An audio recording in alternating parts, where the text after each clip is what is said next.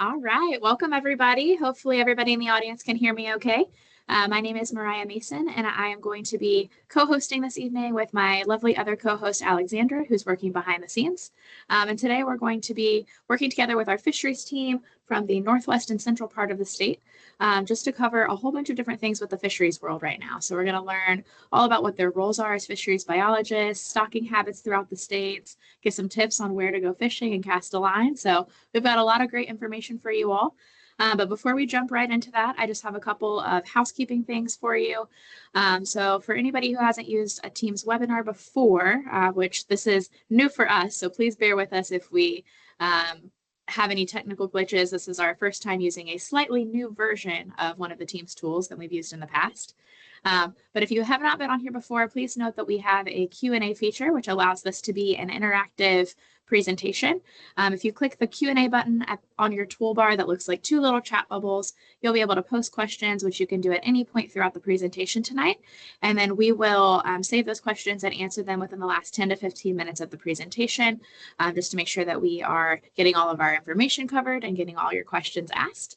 And then if anybody would like to review this information in the future, this is going to be on YouTube probably within the next couple of weeks. Don't worry, we can't see any of the audience's faces or anything like that. Only our presenters will be on screen, but that way you'll be able to go back and refresh your memory on anything we cover or send it to anybody else who you think might be interested. Additionally, Teams does allow closed captions if you would like to use those. Those should be found in the settings bar of your toolbar if you'd like to see auto-generated captions as we're going through this discussion. And then if you are possibly going to be fishing throughout the state or maybe travel to fish, we are going to be doing two other webinars tomorrow night and the next night at the same time. So Wednesday and Thursday night this week from 5:30 to 6:30, we'll be covering the other two main regions of our state, or the rest of our state, I guess, the Northeast area and the South area. And then, yeah, so with that, I'm going to go ahead and turn things over to Tom, who is the supervisor for this district. He's going to go over some information and then turn things over to our district biologists. Tom, take it away.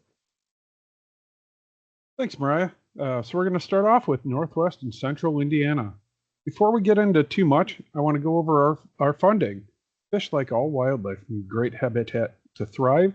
Conservation work promotes healthy fish populations and their habitats through the sale of fishing license and excise tax collected on fishing equipment and boat fuel.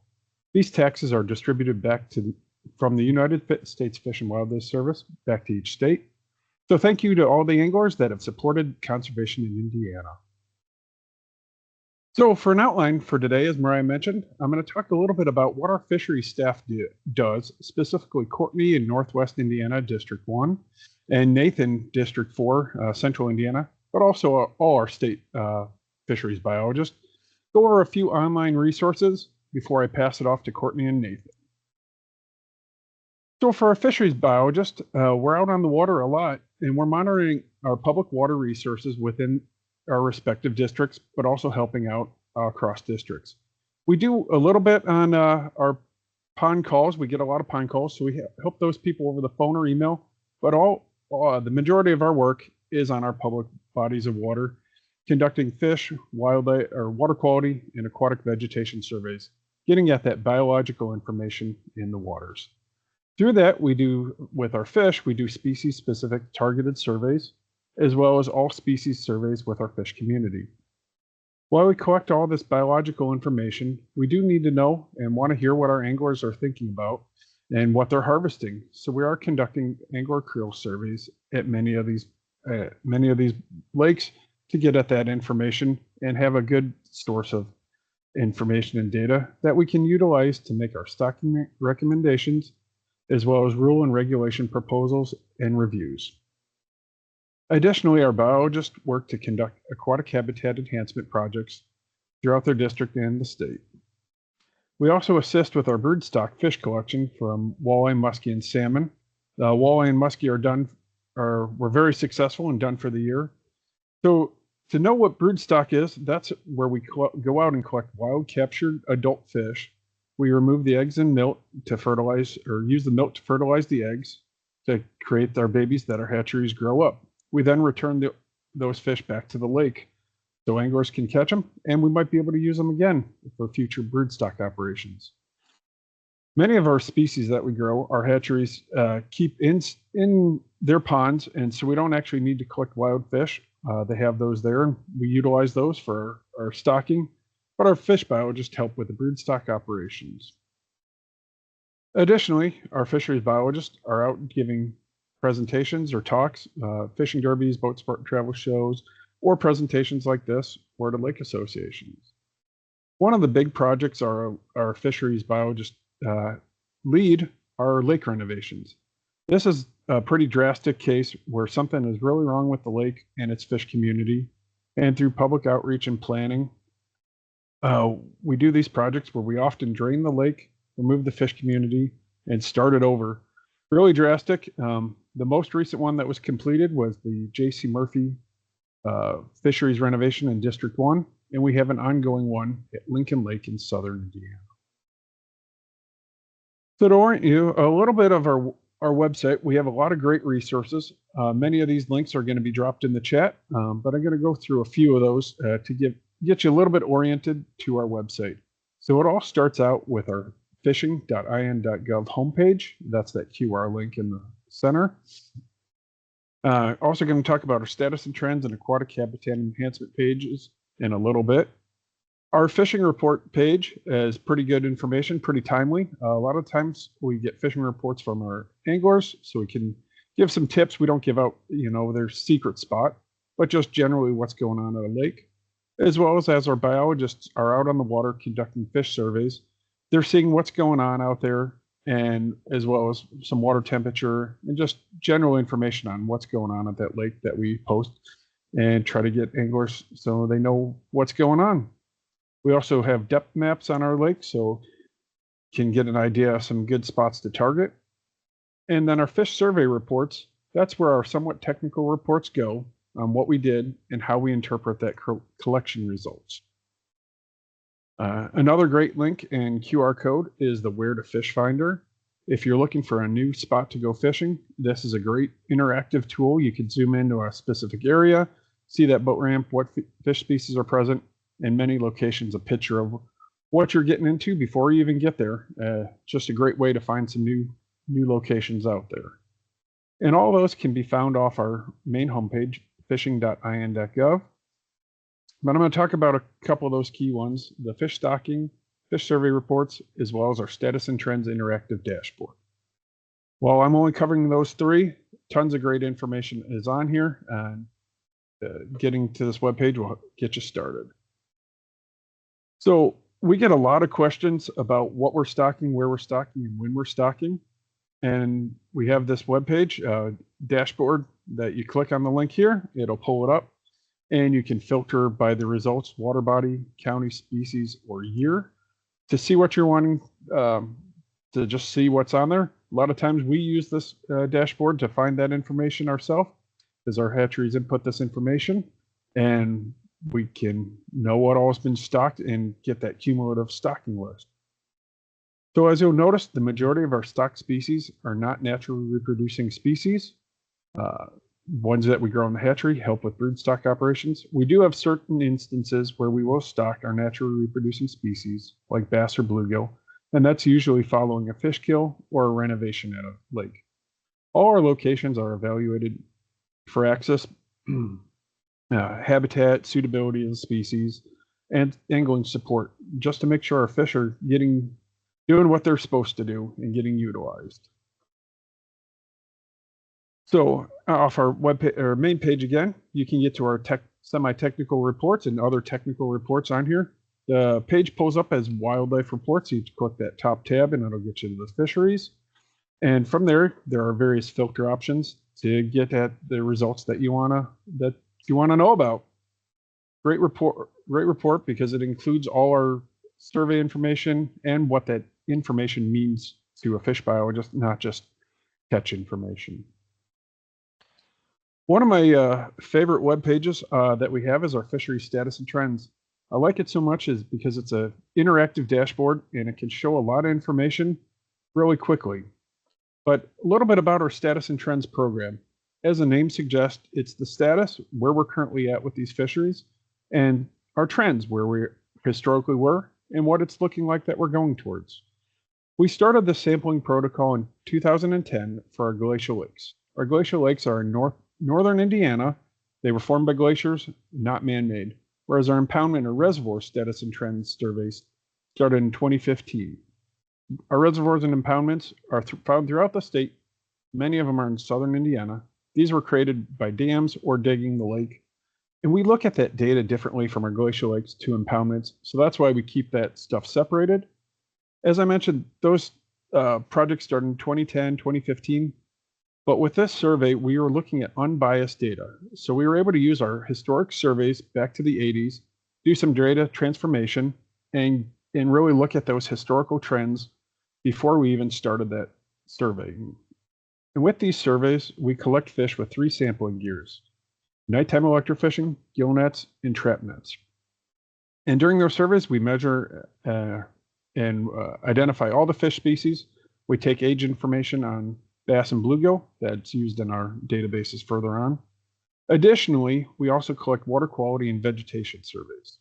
The water quality and vegetation can be found in those reports, but not in the interactive dashboard. And as you scroll down this page, it gets right into that interactive dashboard that I like. And it starts off with our glacial lakes, again, northern Indiana. These are the ones that Courtney works on, as well as reservoirs. Nathan works on reservoirs. So off the glacial lakes, one of the really cool things, you can see all the surveys that we've done, total fish community that fit into this unbiased survey. I really like to look at it by species. So for example, if we look at bluegill, we can see what lakes collected bluegill, which is most of them. But really what's cool is you can use this length filter over to the right and dial that into, say you want to go after big bluegills, set that to 8 to 10 inches. And you can look at those lakes that have the majority or collected big bluegills in our surveys. So Old Lake in Whitley County was the lake that collected the most big bluegill. So perhaps that'll be a fishing destination for you. Similar to the glacial lakes, our reservoir impoundment has the same setup and same type of filters.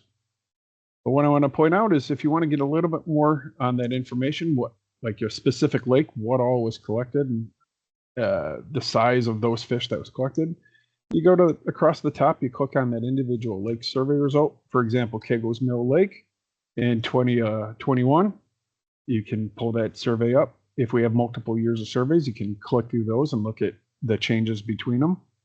Again, same type of filters that you have for the overall lakes, but then you can, over on the right, you can select the individual species and look at those length frequencies and get an idea of, are there big bluegills or are there a lot of bluegills just catchable size out there? And so with all this data that we collect, we do have specific survey timing that we go through to make sure that we're doing or collecting the best available data when we can. So in the spring, we're going after our targeted species with northern pike, muskie, walleye, crappie, and bass. With those, we're typically using a large trap net. That's the picture on the bottom right. It basically has a lead or a fence type of netting that leads back to a basket where the fish are trapped and collected, where we scoop them out, take our data before releasing them. For some of our spring surveys, we use nighttime electrofishing, which is the top picture. The picture is during the day because it's easier to get a picture than at night. But we do night electrofishing, where we temporarily stun fish with electricity, scoop them up, put them in our live well before we release them back. The middle picture is a gill net, and we use that for our summer surveys, which I'll mention here in a minute. So in addition to our spring targeted surveys, we're also helping with those broodstock collections. And some lakes we're doing vegetation monitoring and treatments. We want to get out to some of our state lakes that we do that treatment on before the vegetation becomes too abundant and impacts recreational enjoyment. And then in the summer, we're moving to our all species surveys, our status and trends, which is that unbiased survey that our research biologists dictate where the biologists are going to those lakes so we can keep that unbiased. But if our district biologists have a specific need, there is time that they can conduct all these general surveys. As I mentioned, for these surveys, we're using nighttime electrofishing, gill nets, and trap nets. The reason for all three gears in different locations is we can get a best snapshot of the entire fish population for numbers, types, and sizes of those fish utilizing those three sampling gears. Additionally, in the summer, we're conducting lake mapping to create those new depth maps as well as vegetation maps, and doing vegetation monitoring to monitor our habitat that's super important for our fish species. In the fall, we move into river and stream surveys, primarily with electrofishing, as well as some additional targeted species surveys for hybrid striped bass and stocking survival walleyes. While we collect all this data, in the winter, we're analyzing our results, writing reports, and getting our equipment ready for the upcoming year while we're making those survey schedules, as well as doing our stocking request, attending meetings, and doing aquatic habitat builds. So for our aquatic habitat builds, we've been doing those mainly in reservoirs because they're aging, they're man-made. A lot of that woody structure that was in there when they first were impounded is deteriorating. And so we're trying to enhance that and get some areas for anglers to fish, as well as fish to have hiding, feeding, and ambush locations to do well. And while we put all these structures out there, we don't want to keep them secret from anyone. So we upload those to our reservoir habitat page. Those GPS points can be uploaded to your depth finder or your cell phone.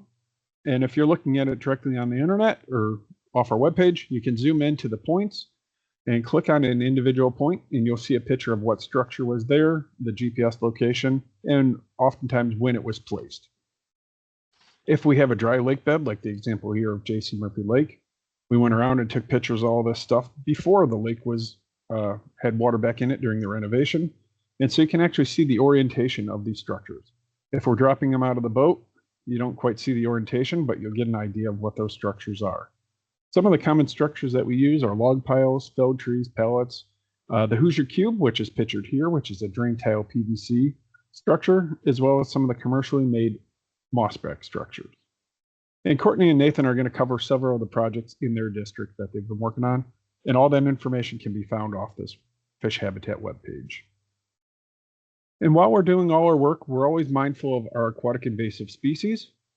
It's great to go onto this webpage and see what all is there so you know what to prevent from moving to a new location, as well as if you see something new, ways to report those aquatic invasive species. We don't want to be the ones transporting around, nor does anyone want to be transporting around, because it's a lot easier to prevent their spread than it is to do any sort of treatment of those. So it's best to clean, drain, and dry your boat and equipment before you move on to the next body of water. With the work that we do, there's a lot of work that we do, and we need many hands for many of the projects that we do. For the fish side, we're doing aquatic habitat structures. We're doing those mostly in the winter, so we can get those out right away in the spring. Or if you like a little bit more warmer temperatures, working with people and kids, we have the State Fair Fishing Pond, which is a great opportunity to get some kids out there, oftentimes for their first fish. And across our website, volunteer webpage, we have tons of great opportunities and pretty much something for anyone out there. So I encourage you to get on there and check it out and see all the cool things that you can help with research on. So now that I've covered kind of what our fisheries staff does, some helpful online resources, I'm going to turn it over to Courtney in District 1, and she'll turn it over to Nathan. And they're going to go over their survey schedules, some highlights, projects, as well as some maps of our fish species, as well as fishing prospects. I want to mention for the various maps that they're going to be presenting, there's a lot of locations that are outside their district. We wanted to keep those on there to provide some different information or possible places for anglers to go, you guys to go, that you might not have known about, or just something new to try.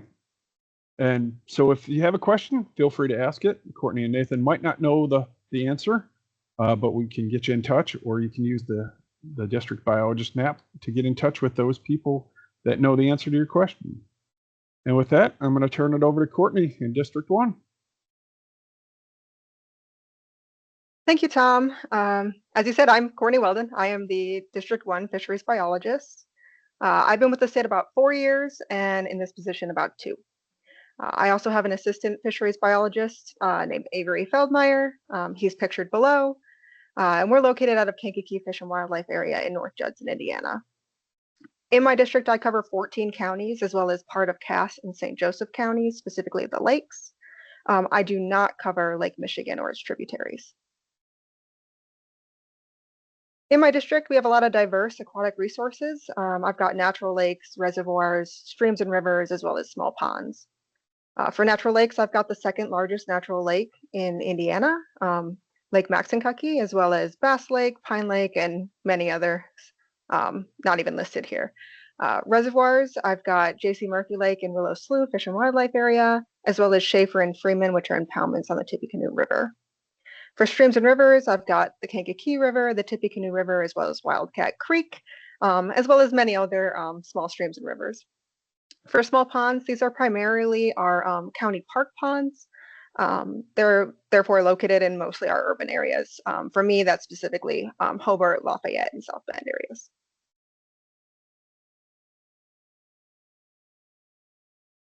Jumping right into a district highlight, as Tom had previously mentioned, we just wrapped up the J.C. Murphy renovation and restocking efforts. This renovation started in the spring of 2022 and concluded in the fall of 2023. The restocking efforts also began in 2023, and we just wrapped it up last year in 2025. During the restocking, we saw over 1.6 million fish stocked into the lake, comprising of bluegills, largemouth bass, red ear sunfish, black crappie, and channel catfish. Just from this last ice season, 2025 to 2026, we were getting lots of angler reports, seeing an average of 7-inch bluegills and lots of 10 to 12-inch largemouth bass. As another big part of that renovation, as Tom mentioned, reservoirs, especially impoundments, they age and they tend to lose structure over time, just naturally. So as part of this renovation, we went ahead and reintroduced a bunch of different types of structure, including tree piles, log cribs, and stake beds. And as part of that effort, the GPS locations were marked for all new, as well as old and existing structures. Those GPS locations are available on the Fish Habitat website that Tom mentioned. And if you click on one of those, you can actually see the dry picture of that structure prior to the lake being refilled. Additionally, as part of that renovation, an aeration system was installed on the very front end of the lake, mostly to provide a limited buffer against winter fish kills. Moving on to fish stockings in the district, these are just a handful of selections that I made for stockings that took place in 2025. If you look down the list, you'll see that we've got both natural lake stockings as well as impoundment stockings and even rivers and streams showcased here. I do want to point out that J.C. Murphy 2025 black crappie stocking was part of the renovation. In fact, it concluded the 2025 piece, and so it was kind of a one-time deal. However, we did have a couple new stockings in the district. Cedar Lake in Lake County had its first stocking of saugeye, which is a walleye sauger hybrid, and Gilbert Lake in Marshall County had its first stocking of hybrid striped bass.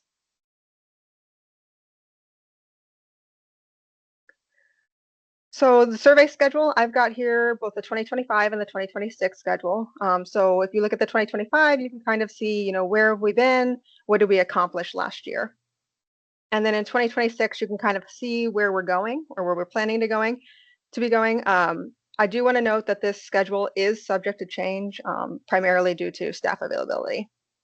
However, we have already finished the survey for Wolf Lake, doing spring northern pike and walleye.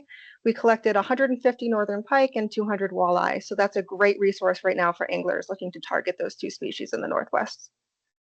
We are also in the middle of Lake Freeman's survey for spring crappie and walleye. In fact, if you live along, if anybody on the call lives along Lake Freeman, you might have seen us out running nets this morning. Once we wrap that up, we're going to move very quickly into our targeted largemouth bass surveys at Flint Lake and Lake Manitow. And then come June, we'll be moving into our status and trends and community samplings at lakes like Loomis and Pleasant. Late summer, early fall, we'll be moving into our rivers and streams surveys. This year, we're looking to get to the Yellow River and the Tippecanoe River. To wrap up the field season, in the fall, we'll be doing our hybrid striped bass surveys, as well as our fall walleye stocking survey, stocking survival surveys. including our a fall sawguy survey at Cedar Lake. I am very much looking forward to getting to Fish Lake for its fall walleye survey, as that will be its first walleye assessment.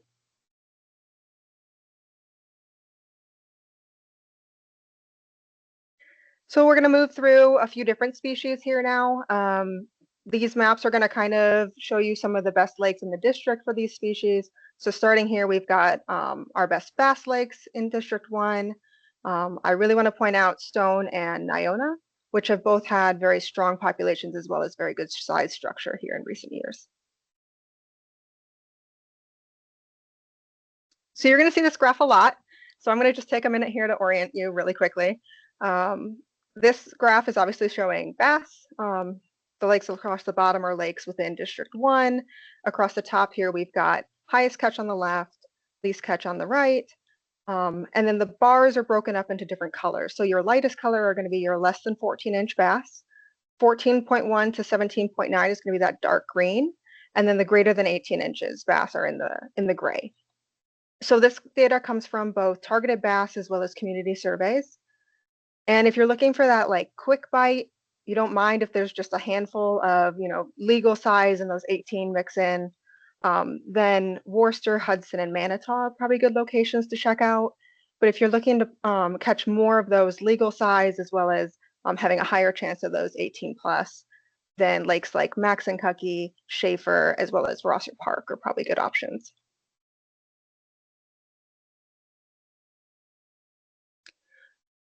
Next, we've got panfish. So the triangles are going to be your bluegill, red ear sunfish. The circle is crappie, and the square is both. Here in District 1, Loomis and Lawrence are great options for red ear and bluegill. Bass Lake has been a very strong crappie lake recently, and Mill Pond and Lake of the Woods are great for both. Here's that same graph. Do note that across the bottom, those the size ranges shown by those colors have changed slightly to more near what you would expect to see for bluegill and red ear. So if you're looking again for that quick bite, don't mind having just a few of those larger size bluegills mixed in. Flat, Freeman, and Upper Fish are going to be good lakes to visit. If you're looking to just kind of target those upper sizes of bluegill and red ear, then lakes like Long, Myers, Cook, and Loomis are good places to check out. We've got crappie next. So Bruce Lake is going to be your quick bite here. You'll catch plenty of crappies pretty quickly, and there will be a handful of decent sized ones mixed in. But if you're looking to target mostly those 10 inches or more, 10 inches or greater size crappie, then Lake of the Woods, Bass, and Manitow are going to be great lakes to check out in the district. Moving on to catfish. So this map is a little busy, I know, but one of the things I want you to take away here is that we have both stocked and natural reproducing populations available in District 1. Our stocked channel catfish are located primarily in urban areas, whereas our natural reproducing catfish, both flatheads and channels, are a little bit more spread out. So if you're looking for, great channel catfish opportunities right now, cedar and bass are very strong natural reproducing populations that we're seeing great returns on at the moment. And then Schaefer and Freeman are going to be your opportunities to also fish for flatheads. Walleye and Sawguy. Cedar Lake is our new Sawguy Lake in the district. So it just had its first stocking last year. And we're seeing pretty good results so far. And then we've got a handful of walleye lakes. In particular, Wolf, Pine and Stone, Bass, and Schaefer have had some really strong populations. And I've been getting some good reports from anglers.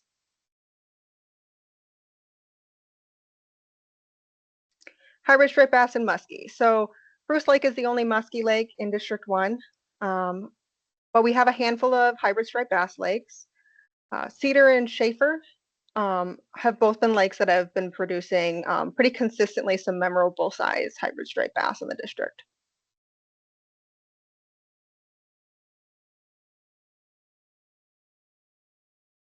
Moving on to trout. So I do want to reiterate here that I will not be covering anything to do with Lake Michigan trout stockings or its tributaries. However, that information should be being provided in chat, or a link to that information.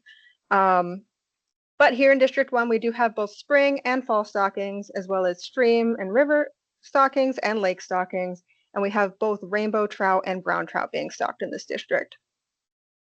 I especially want to point out the Little Kankakee River, because that's going to be your opportunity here in District 1 to potentially catch a holdover brown trout.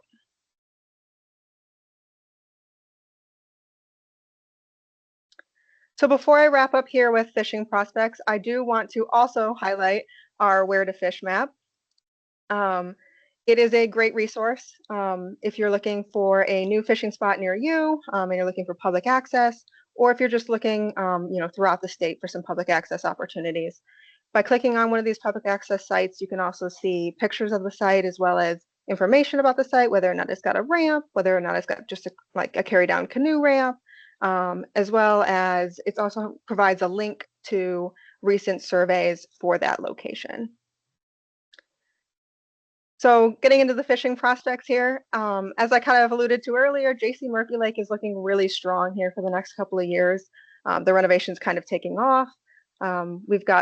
I expect there to be lots of harvestable size panfish this year, as well as lots and lots of catch and release bass. Pine Lake in LaPorte County has several year classes of stocked walleyes becoming legal, so I expect the fishing for walleyes will be very good this year. As well as it's got great panfish opportunities and a very strong northern pike population at the moment, with several individuals over 30 inches. Bass Lake in Stark County has a very strong channel catfish population. We're seeing a lot of channel catfish in that 14 to 17 eater range. So anglers who are looking to harvest, this is a great opportunity for you. We also see walleye up to 28 inches and very good panfish opportunities, particularly crappie.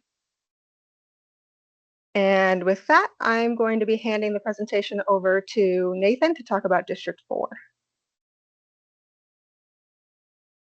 Thanks, Courtney. My name's Nathan Klein. I'm the District 4 Fisheries Biologist. I'm stationed at Sakina State Fish Hatchery in Martinsville, Indiana. I've been in this position for 2.5 years. Listed below are the counties that District 4 covers. It is a band of 22 counties in central Indiana, and the map will be shown on the next slide. So District 4 covers a variety of aquatic resources within those counties. Some examples of the big reservoirs are 3 Army Corps flood control reservoirs: Brookville, Sea Slim, Hardin, and Cagles Mill. 3 other reservoirs that we cover are the water supply reservoirs around Indianapolis, Geist, Morse, and Eagle Creek. And then there's many rivers and streams in the district, like the West Fork of the White River, Sugar Creek, and then the Brookville tailwaters. And there's also many smaller water bodies, ponds or pits in the district: Delaware Lake within Fort Harrison State Park, the Indy Parks ponds, Atterbury Fish and Wildlife Area, Driftwood State Fishing Area, and then the lakes in Morgan Monroe and Yellowwood State Forest. And there's numerous other water bodies that I did not list. So some habitat work has recently been done in a couple of the reservoirs within the district. Sea Slim Hardin had a large habitat project done in 2017, and some of those fish cribs or fish structures are aging.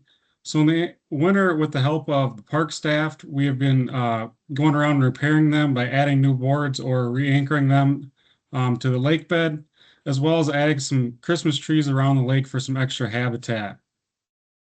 And then another lake is Beaver Bottom Lake in Atterbury Fish and Wildlife Area. Around a month ago, we added around 50 Christmas trees around the fishing pier and along the face of the dam.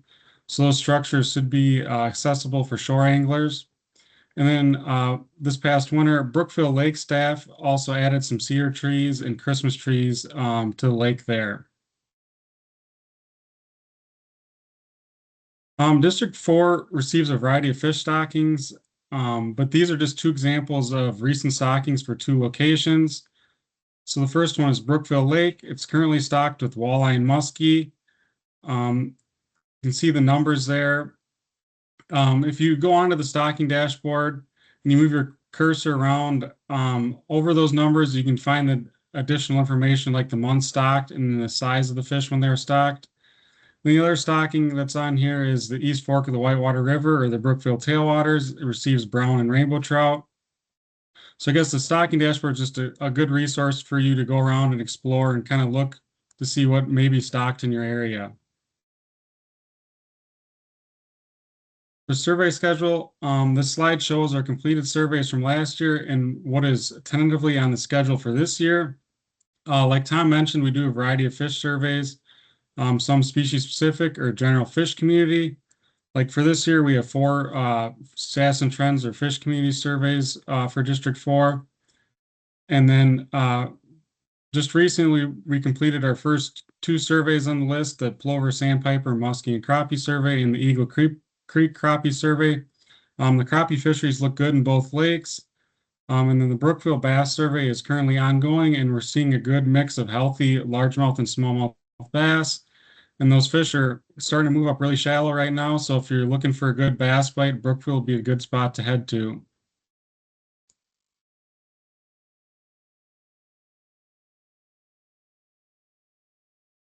Looking at some of our data for bluegill and red ear, this data is from our Status and Trends survey, and it's the same type of figure that Courtney described earlier. The highest catch on the left, lowest catch on the right. Bars are percent of catch with the colors representing different sizes. Then looking at Province Pond there on the left, you can see it has a high abundance of bluegills, but very poor size structure, meaning that you'd likely catch a lot of small bluegills and not very many big ones, kind of an action fishing. And then towards the other end, looking at a lake like Sandpiper Plover Pits, there's a lower abundance but better size structure. May not catch as many, but they're likely to be bigger or harvestable sized fish. And then lakes like Whitewater and Geist, there's good abundance and size structure. So there is the potential to catch good numbers of panfish with good size.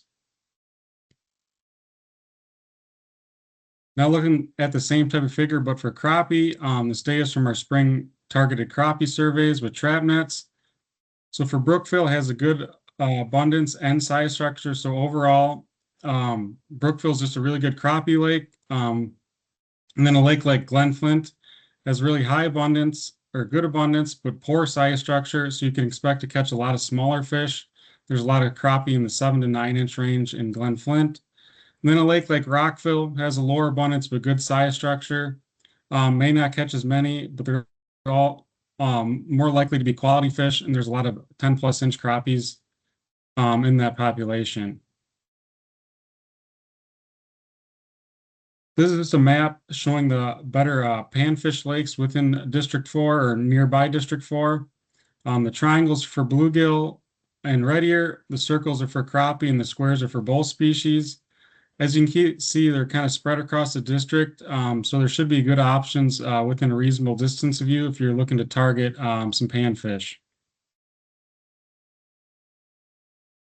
Now moving on to the same type of figure, but for bass. Data is from targeted surveys and S&T surveys.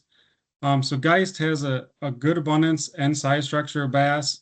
So there's a really balanced population there, and there's a lot of legal fish. And then looking right next to it, a lake like Westwood Run has a high abundance but poor size structure. This is kind of your action bass fishing lake. You may catch a lot of bass, but there may not be many legal fish. And then looking way on the right there, a lake like Hardin has a lower abundance of bass, but the ones that you do catch are likely to be nicer fish. Here's a map showing the lakes with better bass fishing in the district, kind of the similar data that the figure just showed. As you can see, good bass fishing can be found in small to big reservoirs within the district. So there should be options for everyone, depending what you're looking for. Here's a map that shows the channel catfish stocking locations within District 4. And then here's the same figure without the labels. You may notice that some of the bigger reservoirs are missing. That is due because they are not stocked with catfish. That is because they have naturally reproducing catfish populations. So stocking really isn't needed to maintain those populations. District 4 currently has 3 walleye stockings and 3 saugeye stockings. One unique thing about District 4 is Brookville Lake. It is Indiana's walleye broodstock lake. So every walleye or saugeye stocked by the Indiana DNR has ties back to Brookville. It all kind of originated from there.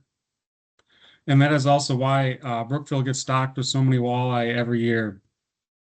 Then moving on to a district highlight on saugeye. So Sea Slum Heart is a new saugeye stocking for this year. The striped bass stockings there actually have been discontinued due to poor success of recent stockings in the absence of the larger striped bass within the system. We were out last fall doing a striped bass survey, and we did not see any larger striped bass in the lake. Then if those stockings are successful in Hardin, there should be catchable saugeye there in a couple of years. And then moving on to Glen Flint, it was first stocked in 2018, and that saugeye population is doing very well. There's lots of 20+ inch fat, healthy saugeye in the lake right now. So it'd be a great time to try to go out there and catch some. Moving on to trout, here's a map of the District 4 trout stockings. District 4 has stockings that occur in the spring and fall, and in both ponds and streams. And as you can see, they're kind of spread out throughout the area. Both rainbow and brown trout are stocked within the district. And then one trout stocking that I'd like to highlight is the Brookville tailwaters. So the Brookville tailwaters, like I mentioned previously, receives both rainbow trout and brown trout. And there's multiple stockings throughout the year, with 2 being in the spring, one of rainbow trout and one of brown trout, and then one brown trout stocking in the fall. And then Brookville tailwaters also supports holdover trout fishing, meaning you have the potential to catch a trout over 20 inches like the one shown on the right there on the screen. And it's also important to note that the Brookville tailwaters has a special regulation on brown trout where only 1 over 18 may be kept. So basically that regulation is in place, so there's a better chance of them growing to larger sizes and catching a little larger trout. Some other opportunities within the district. So District 4 has 2 muskie stockings, Brookville and Sandpiper Plover Pit. Right now, there seems to be a good number of 30 to kind of 36-inch muskie in Brookville right now. We saw a bunch during our walleye broodstock collection a few weeks ago. So I guess if you're out fishing on Brookville and you run into a muskie, it shouldn't be that surprising. And then Shadyside Park Lake is the only hybrid striped bass stocking within the district. And then I guess flathead catfish are another species you can target in the larger reservoirs and streams within District 4. The one pictured here came from Kegel's Mill. And then other locations to target them could be the White River, Brookville, and Hardin. Moving on to fishing prospects. I guess, like I said before, look to Glen Flint for saugeye again. Last spring, we caught a saugeye that was 8.77 pounds. That was around a quarter pound over the current state record. And we also had others that were close to the state record as well. So it is likely that there is a few state record saugeye swimming around Glen Flint right now. So I'm just kind of waiting for someone to catch one and report it. If you're kind of looking for action fishing, there's a lot of 7 to 9 inch crappies in Glen Flint. You can just catch a bunch there, and there should be a good time. And I guess if you're not familiar with some of these spots, look to our Where to Fish interactive map to look up these new locations and get some information about the access sites. 2 other fishing prospects for District 4. The first one is Geist. Geist provides good opportunities for fishing within the Indy area. There's a high abundance of 9+ inch red ear along with quality sized crappie. Crappie over 14 inches isn't uncommon for Geist. And the bass population is strong with high numbers of legal sized fish with some bigger ones mixed in as well. And then Rockville provides really good opportunities for panfish anglers with good bluegill and red ear. And then crappie fishing is also good. The one pictured there was over 16 inches and just under 3 pounds, and we caught that last spring in our crappie survey. Rockville also has a high abundance of smaller largemouth bass. so you can kind of get in some action bass fishing. And then, but there is also some bigger bass in there as well. During our crappie survey, we did collect one that was over 6 pounds.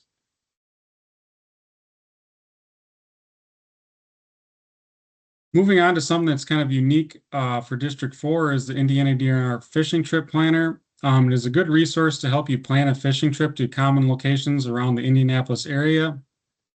So once you click through all the drop downs and kind of choose your own adventure, it provides fishing tips and a list of gear items that you may want to bring along with you for your fishing trip, and may help you be more successful and comfortable while doing so.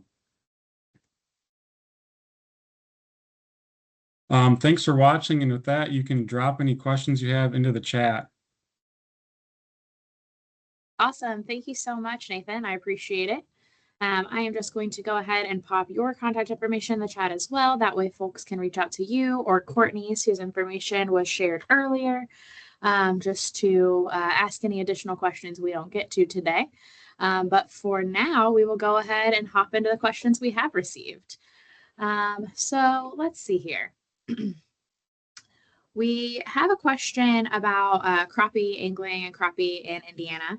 Can one of you tell me a little bit, like, do we have a lot of crappie anglers in Indiana, and what does the DNR do to support fishing for that species? Is there a lot of stockings for them? What does that look like? Courtney, I'll let you answer that first one. Sure. So crappie can have kind of variable reproduction. However, they are a naturally reproducing species, so we don't typically stock crappie in the state of Indiana. We do have a couple lakes in the south that have some experimental smaller size minimums for their limits. And while some lakes can be dominated with like smaller size fish, we do get larger fish, as was shown kind of with our graphs, as well as just kind of colloquially as we talked about some of our surveys. And we do typically see some pretty strong crappie angler following in the state of Indiana.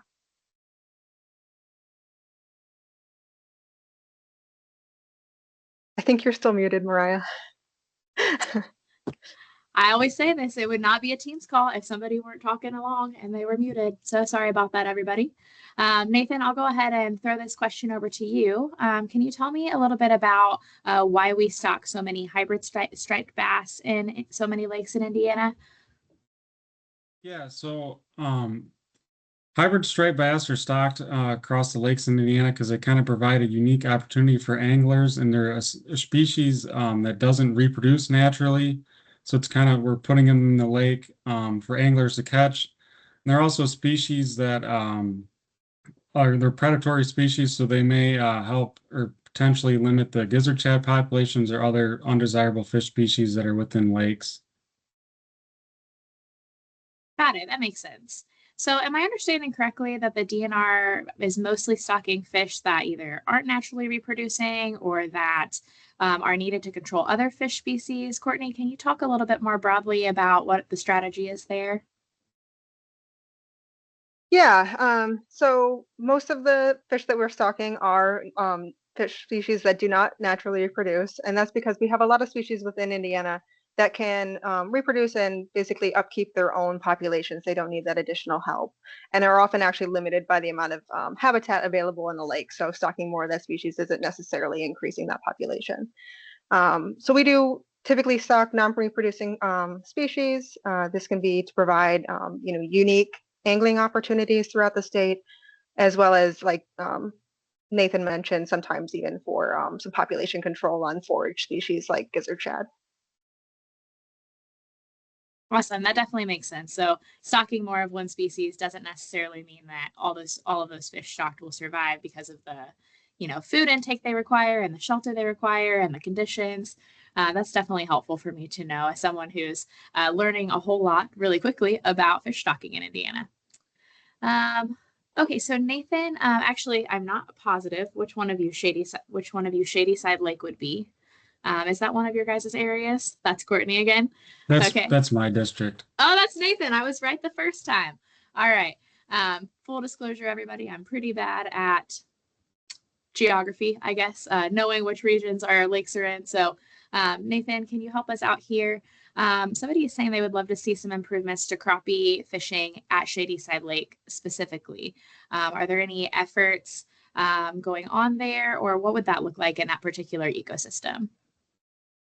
Yeah, so I know Shadyside was on the survey list for this year for status and trends. So I guess after that survey is completed and we get some more recent data, I guess I can go back and look at that crappie population there and see if anything's potentially needed for that, whether that be habitat or possibly a surplus stocking if their hatcheries do have surplus fish available. But I guess that'd be something I would look to after our fish community survey this spring. Excellent. Thank you so much. Let me see here.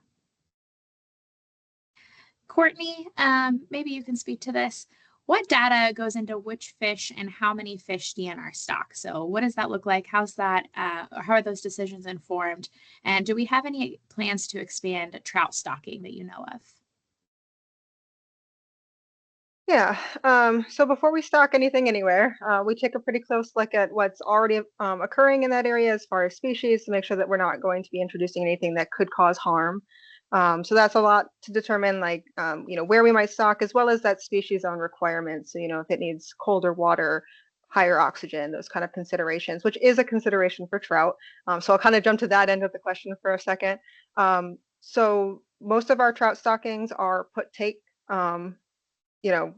harvest oriented stockings, and that's particularly for rainbow trout, and that's because rainbow trout do not typically tolerate the heat that we get here in the summer. And then what was the middle of the question there?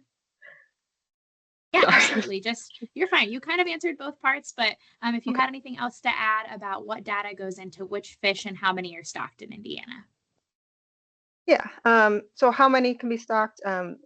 We have, we look at publications as well as what other states are doing as far as numbers that should be stocked per acre, as well as what our hatchery can feasibly support. Got it. So it sounds like kind of what's going on in the ecosystem that we're talking about, how many can feasibly be produced, and then data and research from surrounding areas go into that decision.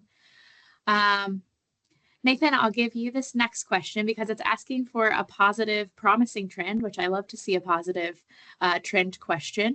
Can you give us any examples of positive trends that you're seeing in your region when it comes to fish or water health, or any trends that you see concerning? So just anything that's trending in the fisheries world in your regions. Yeah, I guess, I'll go back to the Glen Flint saugeye stocking. It first started in 2018, and last year in 2025, we surveyed a state record size saugeye. So, in 7 years, it's pretty memorable fish that was grown into that lake from efforts done by the fisheries staff. So that's awesome. Courtney, do you have any trend information for your district? Yeah, I'll hit one that's kind of got both happening at the moment. So Lake of the Woods, we were out there in 24, and a lot of the fish species in that lake are doing really, really well. We're seeing great size structure on a lot of them. Kind of the downswing was in about 2020, we had an invasive move into the system, and that was white perch. And so the white perch are seeming to have a little bit of a cascading effect, primarily actually on walleye in the system. And so we're transitioning that walleye stocking to be slightly different this year. Got it. So we're able to react to that. I appreciate that insight. And Nathan, regarding that monster fish that you guys caught surveying, people should go out there. You never know, maybe they'll catch that same fish because most of those fish get re-released. Okay, so let's see here. I think we had another question come in. Yeah, Nathan, could you tell us, do hybrid striped bass compete with native fish like crappie and bluegill? What does that look like? yeah, so typically like hybrid striped bass kind of live in a different area of the water body than like crappie and bluegill would.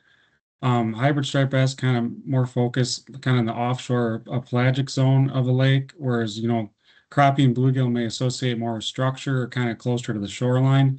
So their habitats don't really overlap that much. And then hybrid striped bass are also mainly, feeding on species like gizzard shad. And like in species like bluegill really wouldn't eat a lot of gizzard shad.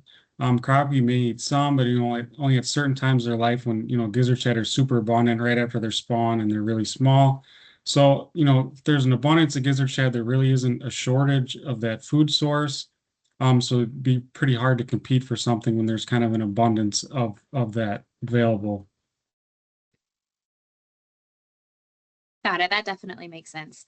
Kind of like where within like I don't know, across the lake they're living. Let me see here.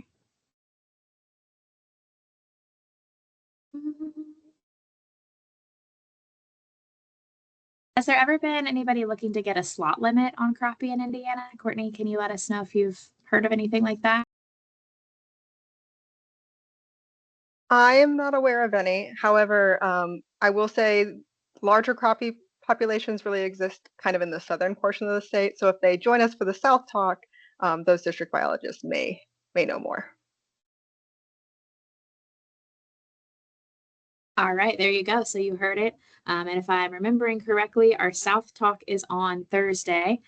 So that'll be our third and final talk on 4/23 from 5:30 to 6:30. So you'll be able to tune in, hear a little bit more about things that are going on in the South and some of those restrictions specifically. And I did just learn that I had incorrectly posted Courtney's email address. So if you copied that before, I am so sorry. I'm going to go ahead and relink that here. Just so you all can have the correct contact information. Right. We will move on. I think we have time for just a couple more questions here. So Courtney, you had mentioned the J.C. Murphy Lake renovation, which I had the vast privilege of getting to go visit during some of that renovation time, and it was super cool to see, and super cool to see it back to full pull and back to its glory, supporting all of our recreational anglers and boaters and things like that right now. But I think there was an aeration system included at J.C. Murphy. Does that impact ice fishing there, or what does that look like? No, so the aeration system is at the very, very front of the lake. In fact, if you pull down to the boat ramp, you may be able to see it, especially in the winter. It'll be bubbling away. So I do encourage you to stay far, far away from it, as the ice will be thin there in the winter. But primarily, we see a lot of our ice fishers happening kind of on that back half of that front section of the lake. And so the aeration does not reach out to that extent. That's super helpful. Thank you for explaining how that works. Let's see.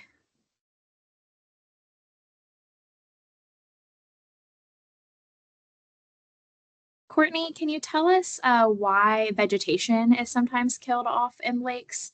We have a question here about why a lake had a lot of vegetation killed off. Yeah, so of course we're very concerned with vegetation, as it provides a lot of great habitat for our fish species.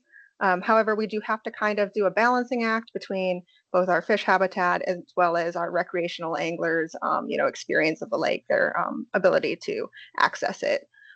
So we will see, typically some control happening in lakes for that reason, as well as we can also have some control happening due to invasive species that we obviously don't want getting out of control and then impeding that access. So everybody check your equipment when you're moving from body of water to other body of water, folks. Back to that aquatic invasive species information we shared earlier. Okay, and back to trout stocking. Courtney, you're getting lots of questions tonight. Are there plans to increase that program in Central Indiana? At least I think that is your district. If it's Nathan's, I apologize. if they specifically mentioned Central, that would be Nathan. However, All right. I can kind of speak to it as in our hatchery system is actually currently maxed out on the number of trout they are able to already able to produce. So in order to increase the stocking somewhere, we'd have to decrease it in another area. That makes sense. And if you have anything to add to that. Nope, that basically covers that question. I learned recently that Indiana actually has a trout rearing station. So we've got a facility that just mostly focuses on trout and that put and take opportunity that Courtney referenced earlier. So Thank you both for explaining kind of how that works in Indiana. And with that, I believe that was our final question because we have come up against 6:30. So I want to go ahead and thank all of the audience members. Thank you so much for taking your time to attend this. Hopefully we answered a lot of your questions, but if not, we dropped a whole bunch of resources in the chat for you. And please feel free to reach out to Courtney or Nathan or find your district fisheries biologist on our website. We've got a nice, lovely map that kind of separates everything out by district, so you can make sure you're getting in contact with somebody who's an expert in your area of the state. Reminder that we have 2 more webinars, one tomorrow night and one Thursday night, to cover different districts of the state if you'd like to tune into those. And thank you so much to our presenters for being experts on these topics and for all the work you do for conservation in Indiana. And have a great evening, everybody.